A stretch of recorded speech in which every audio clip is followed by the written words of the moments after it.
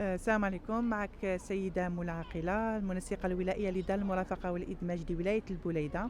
دور هذا دار المرافقة هو مرافقة خريجي قطاع التكوين المهني لعالم الشغل. نحن نكون رابط أو حلقة وصل بين المتربص أو المتخرج من التكوين المهني إلى عالم الشغل، إما التوظيف، إما عن طريق إنشاء مؤسسة صغيرة أو إنشاء عالم المقاولة يقول عالم المقاولاتية، وإما المقاول الذاتي أو الحصول على البطاقة المقاول الذاتي.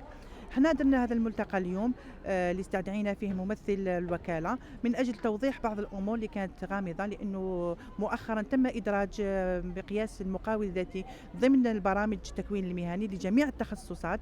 لذا كانت عندنا اليوم هذا الملتقى من أجل توضيح الأمور، آلية المقاول الذاتي، كيفية التسجيل، كيفية كذلك الامتيازات اللي يتحصل عليها، التسهيلات اللي يتحصل عليها، كيفية الإلغاء مختلف النشاطات اللي كاينة في نشاطات المقاول الذاتي اللي يقدر يسجل فيها المتربص تاعنا والشباب نتاعنا بصفة عامة. المقاول الذاتي أصبح هو مقياس يدرس مثل المقاولاتية. هي كانت جات تعليمة من الوزارة أنه مقياس المقاول الذاتي، مقياس المهارات الناعمة، ومقياس المقاولاتية يتم إدراجهم ضمن البرامج التكوين المهني لجميع التخصصات، وخاصة في السداسي الأخير من التخصصات.